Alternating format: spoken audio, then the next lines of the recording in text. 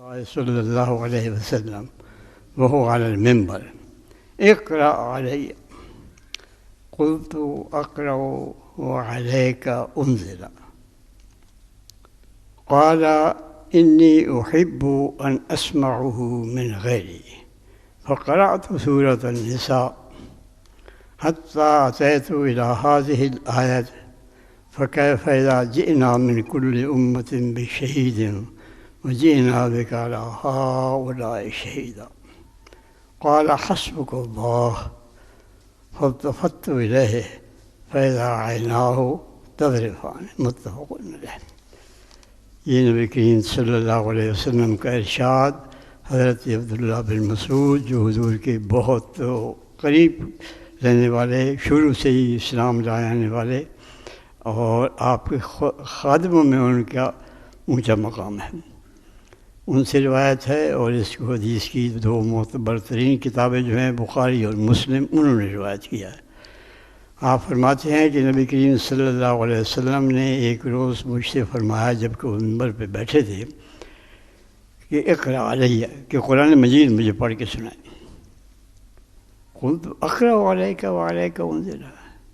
یا رسول، میں نے عرض کیا یا رسول اللہ میں پڑھوں آپ کے سامنے، حالانکہ قرآن مجید تو آپ پر اترا ہے،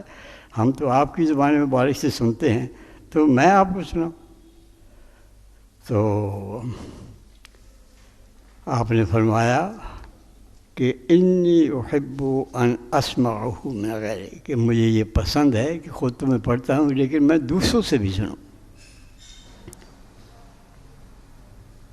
تو حضرت عبداللہ بن مسعود فرماتے ہیں کہ میں نے پھر شروع کی سورہ نساء پڑھنا۔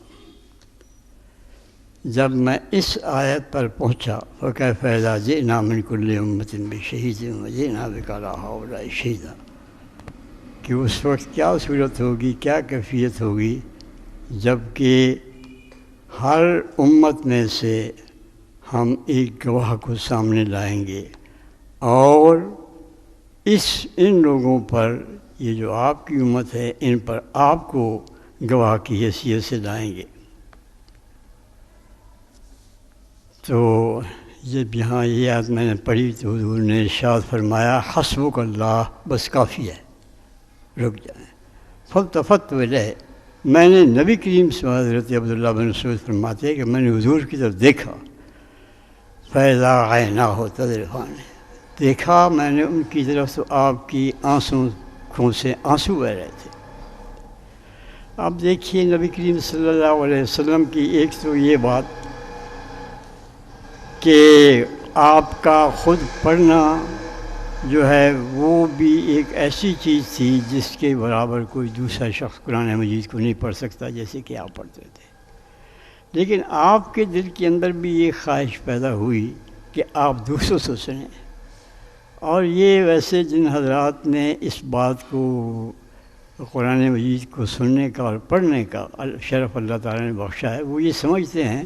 کہ دوسروں کے جب پڑھ رہا ہوتا ہے اس کے سننے میں ایک الگ ہی لطف ہوتا ہے اپنے پڑھنے کے علاوہ۔ تو یہ نبی کریم صلی اللہ علیہ وسلم نے ان سے فرمایا کہ یہ آپ پڑھیں تو میں سنوں گا، تو انہوں نے پڑھنا شروع کیا۔ تو جب اس آیت پر پہنچے، یہ سورہ نساء کی آیت ہے کہ اس وقت تم لوگوں کی کیا کیفیت ہوگی، وہ دن جو ہے جب کہ ہر امت میں سے اس کی خلاف، اس کی اوپر گواہی دینے والے جو ہیں، ایک گواہ آئے گا، اس کو اللہ تعالیٰ کرے گا گواہی دینے کے لیے۔ گواہی کس بات کی ہوگی؟ کہ اس کی امت کو اس کے پیغمبر نے پیغام پہنچایا، اللہ تعالیٰ کے پیغام جو ہیں وہ ان کو پہنچائے، اور ان پیغامات کے مطابق اپنا عمل جو ہے ان کو کر کے دکھائے ان تعلیمات کے مطابق۔ اور یہ لوگ جو ہیں جو آپ کی امت میں سے ہیں، آپ کو ان کے اوپر جو ہے گواہ کی حیثیت سے لایا جائے گا۔ نبی کریم صلی اللہ علیہ وسلم خاتم الانبیاء ہیں، باقی انبیاء جو تھی ان کی امتیں محدود تھیں، کسی کی امت اس کی قوم کی طرف تھی، کوئی خاص کسی علاقے کی طرف مبعوث ہوئے تھے، لیکن نبی کریم صلی اللہ علیہ وسلم چونکہ خاتم النبیین ہیں، اس کے لیے آپ کے تشریف لانے کے بعد اور دعوی نبوت پیش کرنے کے بعد ساری دنیا جو ہے جو قیامت تک آئے گی وہ آپ کی امت میں سے ہے۔ امت دو معنی میں ہے، دو طرح کی ہوتی ہے۔ ایک امت تو وہ ہے جو نبی کریم صلی اللہ علیہ وسلم پر ایمان لائی، اور دوسری امت وہ ہے جس کی طرف آپ کو بھیجا گیا، آپ کو پیغام دے کے، آپ کو ہدایات دے کے ان کو اللہ تعالیٰ کا پیغام سنائے۔ یہ امت جو ہے یہ ساری وسیع ہے، چاہے مسلمان ہو یا کوئی مسلمان نہ ہو، یہ ساری ان کے تک پیغام پہنچانا جو ہے یہ اللہ کے رسول کا کام ہے۔ اور ایک امت وہ ہے جو کہ ایمان لاتی ہے اصل، اور آپ کی پیروی کرتی ہے، آپ کی ہدایات کے مطابق عمل کرتی ہے۔ تو یہ گواہی کا مسئلہ جو ہے آپ یہ دیکھیے کہ نبی کریم صلی اللہ علیہ وسلم کے بارے میں قرآن مجید کیا کہتا ہے۔ اللہ تعالیٰ نے کئی مقامات پر حضور کی تسلی کے لیے ان کے درجات بیان کیے ہیں۔ کہیں فرمایا کہ وَلَسَوْفَ يُعْطِيكَ رَبُّكَ وَتَرْضَىٰ، اللہ تعالیٰ آپ کو اتنا کچھ عنایت فرمائے گا کہ آپ خوش ہو جائیں گے۔ پھر فرمایا کہ وَرَفَعْنَا لَكَ ذِكْرَكَ، ہم نے آپ کا مرتبہ اور مقام ذکر جو ہے اس کو بلند کیا ہے۔ پھر فرمایا کہ یغفر لک اللہ ما تقدم من ذنبک، یعنی اتنی عنایات ہیں کہ کوئی انسان اتنی عنایات کسی پر نہیں ہے جتنی کہ نبی کریم صلی اللہ علیہ وسلم کی عنایات ہیں۔ لیکن اس کے باوجود آپ یہ دیکھیے کہ کس طرح سے نبی کریم صلی اللہ علیہ وسلم کو اپنی ذمہ داری کا احساس ہے کہ ساری امت جو ہے، یہ سارے لوگ جو ہیں قیامت تک آنے والے، ان کے بارے میں مجھ سے پوچھا جائے گا کہ آپ نے جو رسالات، جو پیغامات، جو اللہ تعالیٰ کی ہدایت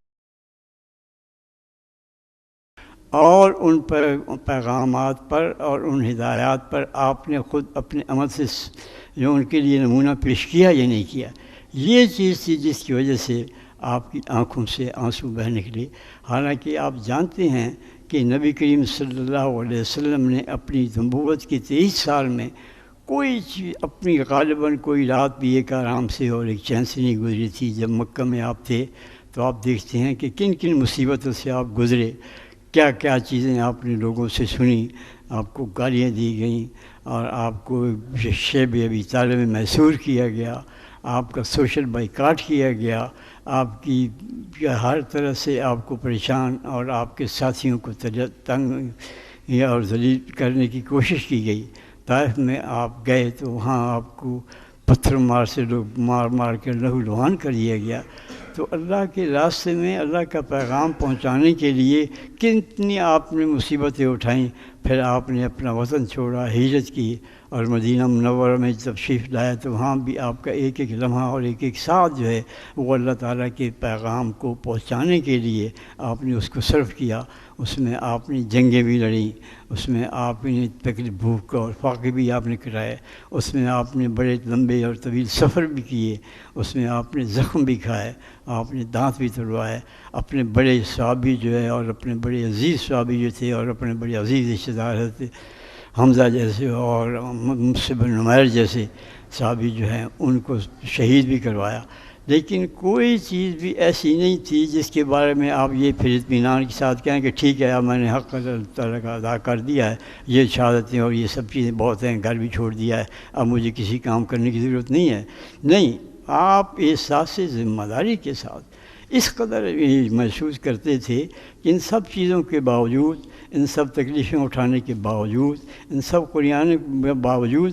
آپ پھر بھی اس ذمہ داری کے ساتھ سے لرز رہے تھے کہ کل اللہ تعالیٰ کے سامنے جب میں پیش ہوں گا تو کہیں ایسا نہ ہو کہ میرے کوئی کوتاہی یا کوئی کمی رہ جائے اور میں اللہ تعالیٰ کی جواب دہی پوری طرح سے نہ کر سکوں۔ تو یہ اللہ تعالیٰ کا پیغمبر جو ہیں یہ ان کا اسوہ حسن ہے ہمارے لیے۔ چنانچہ حجۃ الوداع کے موقع پر جہاں وہ آپ کا خطبہ جو عرفات میں دیا تھا وہ تو ایک منشور ہے انسان کا، اور وہ اسلام کی تعلیمات کا خلاصہ ہے، اس کی اجتماعی تعلیمات کا بھی اور انفرادی تعلیمات کا بھی۔ جب آپ نے ارشاد فرمایا کہ ترکت فیکم ما لن تضلوا اذا اعتصمتم به، میں تمہارے اندر ایک ایسی چیز چھوڑ کے جا رہا ہوں اگر تم نے اسے مضبوطی سے پکڑا تو تم کبھی گمراہ نہیں ہوگے۔ اور آپ نے فرمایا وہ کیا چیز ہے؟ کتاب اللہ ہے، وہ اللہ تعالیٰ کی کتاب ہے۔ تو اس کے بعد پھر آپ نے فرمایا کہ تسألون عنی کہ تم سے لوگوں کو مخاطب کر کے فرمائیے. اب نبی کریم صلی اللہ علیہ وسلم کی زندگی کا یہ سب سے بڑا اجتماع تھا. 1,00,000 سے زیادہ آدمی تھے, 1,40,000 بہت آدمی تھے اس میں. سب کو مخاطب کر کے فرمایا کہ تم سے میرے بارے میں پوچھا جائے گا کہ تم کیا کہو گے قیامت کے روز کہ میں نے پیغام پہنچایا. انہوں نے کہا کہ یا رسول اللہ آپ نے پیغام پہنچا دیا. رسالات ربی, جو اللہ تعالیٰ کے پیغامات نے وہ آپ نے پہنچا دی. وہ ادائی تھا جو آپ نے فرض آپ کے فرض عائد کیا تھا, اس فرض کو آپ نے ادا کر دیا. اور نصحت رہے گا, اور آپ نے جو نصیحت کرنی تھی, جو ہمیں راستہ دکھایا تھا, جو رہنمائی کرنی تھی, وہ آپ نے کر دی. تو پھر آپ نے آسمان کی طرف انگلی اٹھائی اور کہا اشارہ کرتے ہوئے کہ حل بلغ. تو لوگوں نے جب کیا کہ ہاں حضور آپ نے پہنچا دیا پیغام نے, تو آپ نے فرمایا اللہم اشہد, یا اللہ 3 دفعہ یہ فرمایا کہ اے اللہ تو گواہ رہنا کہ لوگوں کو میں نے پیغام پہنچا دیا. لوگ سارے یہ گواہی دے رہے ہیں. اس وقت تقریباً سارے مسلمان جو ہیں سمٹ کے آ گئے تھے جہاں سے بھی ممکن تھا لوگوں کا. اللہم اشہد, اللہم اشہد, اللہم اشہد, یا اللہ گواہ رہنا, یا اللہ گواہ رہنا, یا اللہ گواہ رہنا کہ لوگوں نے یہ شہادت دے دی ہے میرے بارے میں کہ جو میری ذمہ داری تھی میں نے اس کو ادا کر دیا. یہ حجۃ الوداع کے موقع پر تھا. اب یہ ذمہ داری جو ہے اللہ تعالیٰ کی رسول کی طرف سے ہمارے اوپر ہے, کیونکہ قرآن مجید میں اس بات کو ایک نہیں متعدد مقامات پر کہا گیا ہے. وَكَذَلِكَ جَعَلْنَاكُمْ أُمَّةً وَسَطًا لِتَكُونُوا شُهَدَاءَ عَلَى النَّاسِ وَيَكُونَ الرَّسُولُ عَلَيْكُمْ شَهِيدًا. امت وسط میں بنا اس بات کے لیے لیکون الرسول شہیداً علیکم, کہ رسول جو ہے وہ تمہارے اوپر گواہی دے اور تم لوگوں پر گواہی دو. رسول نبی کریم صلی اللہ علیہ وسلم کی گواہی یہ ہے کہ اللہ تعالیٰ نے جو ان کا منصب نبوت کا عطا کیا تھا انہوں نے اس کے پورے تقاضے ادا کیے, اور جو پیغامات اللہ تعالیٰ کی ہدایت تھی وہ ان کو زبانی سنائی, اور خود اس کا عمل کا صحیح فکر صحیح عمل کر کے دکھایا, اور وہ نظام عدل قائم کر کے دکھایا جو کہ اللہ تعالیٰ کو اس دنیا میں مطلوب ہے کہ لوگ اس نظام عدل کو قائم کر کے اس کے اندر زندگی بسر کریں. اور پھر فرمایا کہ یہ کام نبی نے کے بعد پھر یہ امت کا ہے. نبی نے جو پیغام اللہ تعالیٰ کے پہنچائے, جو اللہ تعالیٰ کی جس طرح سے نظام عدل کو قائم کر کے دکھایا, وہ اب امت کا کام ہے کہ تم یہ گواہی دو لوگوں کے سامنے جو دوسرے ہیں کہ ہم نے وہ کام جو نبی کریم صلی اللہ علیہ وسلم کے وسادت سے ہمارے سپرد ہوا تھا اس کو ہم نے پورا کر کے دکھایا, لوگوں کو اپنے عمل سے کر کے دکھایا, اور لوگوں کی فکر صحیح کی طرف رہنمائی کی, اور اللہ تعالیٰ کی ہدایت جو ہے ان کے سامنے پیش کی. یہ سورہ بقرہ میں ہے. اسی طرح سورہ نحل میں آتا ہے کہ فکیف ہے وہ نبعث فی کل امۃ شہیدا علیہم من انفسہم وجئنا بک شہیدا علی ہؤلاء. وہاں بھی یہ ہے کہ اللہ تعالیٰ نے فرمایا ہے کہ ہر گروہ میں سے, ہر امت میں سے نبی گواہ کھڑا کر دیا جائے گا, اور آپ ان میں سے اس امت کی پر گواہی دیں گے کہ ہم نے جو اللہ تعالیٰ نے مجھے پیغام دیا تھا, جو ہدایت دی تھی, اس کے مطابق نظام عمل قائم کیا اور اس کی طرف لوگوں کو رہنمائی کی. اسی طرح سے سورہ حج میں ہے, وہاں بھی وجاہدوا فی اللہ حق جہادہ واجتباکم وما جعل علیکم فی الدین من حرج ملۃ ابراہیم لتکونوا شہداء علی الناس ویکون الرسول علیکم شہیدا, کہ تم اللہ تعالیٰ کی طرف سے